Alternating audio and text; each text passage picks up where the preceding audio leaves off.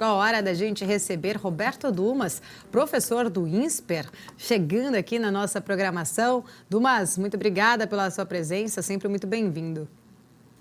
Obrigado, Paula. Sempre um prazer estar com vocês. Obrigada. Dumas, estávamos aqui mais cedo até falando um pouco mais sobre os anúncios de possibilidades de novas medidas para estímulos na economia chinesa. Tivemos aí dados muito ruins, aí, pelo menos os últimos dados econômicos da China apresentando, levantando aí uma grande preocupação em relação a essa recuperação chinesa e os reflexos disso tudo no mundo como um todo. Queria entender, na sua visão, o que está acontecendo com a economia chinesa. O problema é mais estrutural ou conjuntural? Veja, Paula, nós até conversamos um pouquinho sobre isso num dos strikes que você maravilhosamente fez. O PIB chegou a crescer 0,8% quarter over quarter em relação ao terceiro trimestre, mas aí o pessoal chega e fala, olha, mas cresceu 6,3% comparado com o ano anterior. Aí eu falo assim, por quê? Porque no ano passado você estava em lockdown. Então você estava lá no fosso, você cresceu, mas não significa muita coisa. Agora, na hora que você começa a destrinchar, antes da gente entrar exatamente na explicação, por exemplo, exportação caiu 8,3% em renminbi. Por que caiu a exportação? Veja, existem vários motivos. Entre eles, primeiro, a política monetária contracionista que está varrendo o mundo. A Europa, a União Europeia, principalmente a zona do euro, está em recessão. É uma recessão técnica, não é um hecatombe, não está caindo 3,5%, mas a gente sabe em macroeconomia que para você aumentar a exportação, além de você ter um câmbio favorável, você precisa que o teu comprador esteja crescendo, coisa que não está crescendo. E os Estados Unidos, apesar de ainda estar indo muito bem, obrigado, ele está desacelerando. Chegou a crescer, cresceu, mas está crescendo cada vez menos, a inflação sendo comportada. Mas tem um ponto importante aí da queda da exportação dos chineses, que tem a ver com a tensão geopolítica. Ou seja, depois da guerra, ou melhor, depois do início da guerra da Rússia e da Ucrânia e dos conflitos, vamos pensar assim, entre China e Estados Unidos, muitos investidores, muitos empresários resolveram reformular o conceito de globalização. O que eu quero dizer com isso? Acabar com a globalização? Não, isso é uma bobagem. A globalização não vai acabar. Mas, ao invés de fazerem offshore, muitos estão fazendo nearshore, comprando perto de casa. Por isso que você vê o peso mexicano indo bem, apesar de outras moedas indo mal, a despeito do DXY, que é o dólar numa cesta de moeda piorando, e também fazendo friendshore. Então, tem muitas dessas empresas que acabam parando de fazer outsourcing na China e exportam, e isso acaba prejudicando. E também você tem os Estados Unidos, que baniu exportação e importação de alguns itens de inteligência artificial, de semicondutores da China, e prejudica. Esse é um lado da exportação que explica a queda. Por outro lado, você vê que investimento, que eu peguei, caiu 3,1%.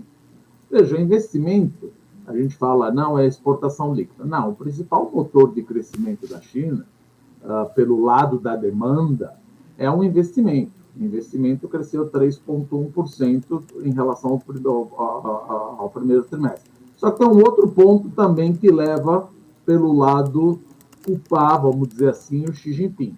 Investimento do setor privado chegou a cair 0,2%.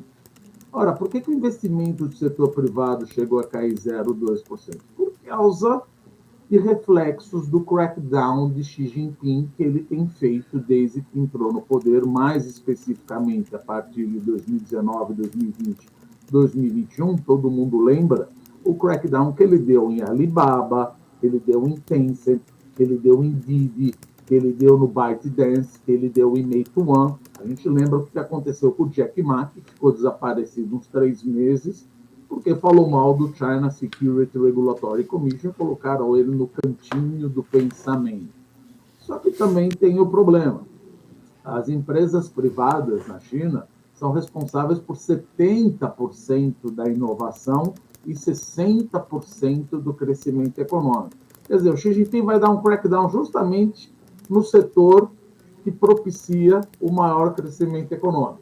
Então, já pega que você vê aqueles, entre aspas, socialismo moderno que ele quer fazer, ajudando mais as empresas estatais, ou seja, como é que ele está ajudando mais as empresas estatais? Antes desse programa de pacote aí. Ele está dando mais dinheiro para SOEs, empresas estatais, do que empresas privadas. Tem problema? Não, não tem problema.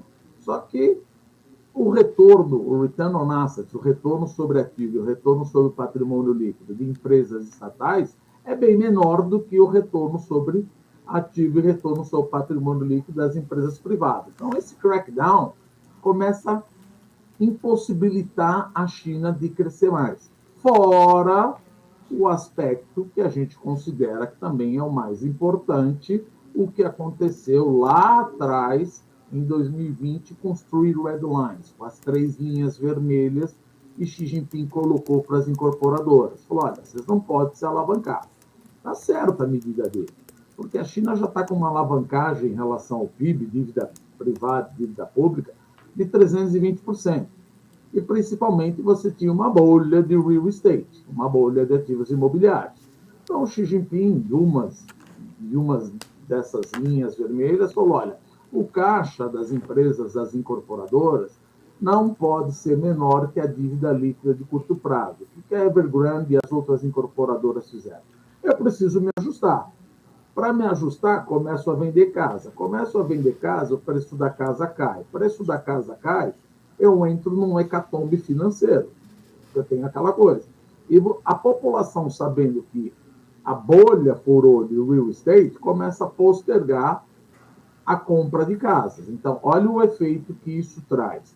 Exportações, vendas de ativos imobiliários caiu 22% nesse trimestre que nós estamos conversando. E as construções, o início de construção, caiu 30%. E construção, ou melhor, real estate responde por 30% do PIB chinês. E aí você fala, bom, e a saída? A China pode crescer mais, se ela quiser. Só que ela vai ter que ir justamente ao contrário do que falava Xi Jinping. Vai ter que se alavancar muito mais e vai ter que impulsionar mais ainda o setor de real estate e infraestrutura que ele tanto quis desinflar a bolha. Agora, fazer essas medidas paliativas que saíram no jornal esses dias aqui, de tentar aumentar o crédito ao consumidor para comprar equipamentos eletrônicos e carros elétricos, não é aí que a China vai conseguir voltar com um crescimento eventual de 5,5%, 6%. Então, tem muito analista e economista eventualmente achando, não, talvez, é possível, acho improvável, mas vamos dizer assim, um pacote do tamanho que ocorreu em 2009, 2010, depois da crise de 2008. Acho muito difícil isso acontecer. E também você tem o bônus demográfico, ou seja, o bônus demográfico está caindo. Ah, mas então, pela equação do crescimento econômico, se eu não tenho pessoas, eu tenho capital. Mas também que nós até comentamos no Strike. Eu tenho capital, a China tem capital para investir, mas só que quanto mais você investe, menos você está gerando PIB. Você entrou num retorno decrescente. A única maneira da China crescer é através da produtividade total dos fatores. Só que essa produtividade vem da onde? Vem do setor privado e vem das multinacionais que estão fazendo nearshore, friendshore e algumas saindo da China, e você deu crackdown justamente naqueles que têm mais inovação tecnológica, e estamos numa, entre aspas, né, guerra tecnológica com os Estados Unidos, e o comércio, o State of Commerce dos Estados Unidos, implementou o Foreign Direct Rule, ou seja, não vão exportar mais nenhuma equipamento que tenha inteligência, propriedade intelectual dos Estados Unidos para ajudar na inteligência artificial. Então, tudo isso mostra que o que aconteceu na China nesse trimestre leva à conclusão de que, muito provavelmente, a China não vai chegar nos 5,5%, nos 5% de crescimento, a não ser que ela dê uma guinada de 180 graus e falou, olha, volta como era e vamos dar uma pancada no setor de infraestrutura de real estate que eu tentei a todo custo desinflar e agora que eu estou conseguindo. Gente, você precisa ajustar a sua economia para ela virar mais voltada para o consumo. Então, não foi brevemente, mas essa em parte é a explicação, Paulo. Nossa, mas foi muito completa, por sinal, viu, Dumas? Até porque, pegando esse gancho, né, a gente sabe desse modelo muito de expansão da economia via governo e não via, né, atividade ali, mercado em si. Você tocou aí num ponto muito importante em relação à parte demográfica, né? Os dados ali de desemprego entre os jovens chineses, a gente vê, né, muito alto, preocupante, por sinal, olhando bem para essa questão. População ali, né, em queda, taxa de natalidade vem se reduzindo, expectativa de vida maior, deixando aí a classe produtiva muito mais apertada, toda essa questão, né, envelhecimento de população, isso vai pressionando muito mais, até serviços de previdência social. Parece que eu vi ali que acho que em alguns locais o número de aposentados até muito maior, já está maior do que, inclusive, o número da população economicamente ativa. Você falou em relação à retomada, de repente, ali para estimular a economia do setor de real estate, que é um setor importante para a economia chinesa, com peso muito importante dentro do PIB. De certa forma, Dumas, todos esses pontos, isso não inflacionaria, de repente, né, artificialmente, vamos dizer assim, o PIB chinês, né, voltando só a estimular a parte da construção, sendo que a gente ainda tem muitas moradias construídas e desocupadas por lá, tem esse desafio muito grande da parte da população em si, mas olhar ali, né, isso é a solução. A China previa passar Estados Unidos, ser a maior economia, né, mundial, falava em 2030, 2035, se eu não me engano. A gente vai olhando, parece que está cada vez mais distante, né, disso se tornar possível. Mas eu queria entender um pouco da sua leitura sobre estes temas. Veja, esse negócio de querer subir, aumentar a parte dos Estados Unidos, suplantar os Estados Unidos, PIB é importante, lógico que é importante, mas isso é muito mais uma corrida geopolítica. Quero saber, muito mais importante é o PIB per capita. Você cresceu de PIB, tá? E daí que você cresceu de PIB? Tem 1,4 bilhão de chineses. É óbvio que você também cresce de PIB. Então, o PIB per capita é mais importante do que o PIB. Quero crescer a qualquer custo. Veja, a China cresceu, mas em grande parte ela cresceu através de anabolizantes. O Estado forçando e construindo casas e construindo infraestrutura eventualmente desnecessárias. Muita parte foi necessária, mas muita parte foi desnecessária. Eles fizeram muitos elefantes brancos aí, e aí, na hora que você quis dar um crackdown, você quis desinflar isso daí, aconteceu. Desde Hu Jintao e Wen Jiabao, antes de Xi Jinping, eles já falavam, a China tem uma economia instável, descoordenada e desbalanceada. Eles precisam aumentar o consumo da população chinesa.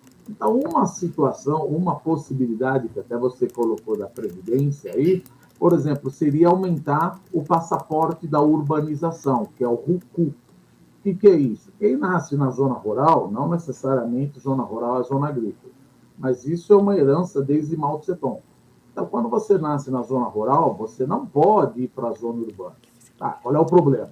Quem nasce na zona rural, desde as comunas e os coletivos lá de Mao Tse-tung, você não tem acesso, como tem um cidadão da zona urbana, acesso à assistência social, acesso à assistência previdenciária, acesso à saúde, tudo isso daí. Então, uma maneira seria você aumentar o processo de urbanização, porque isso aumentaria também a confiança do consumidor chinês. Porque o consumidor chinês da zona urbana, que é mais ou menos 40% da zona rural, que é mais ou menos 40% da população, ele acaba poupando. Ele fala, veja, quando eu caso, eu tenho que cuidar da minha esposa, do meu marido, etc. Tal.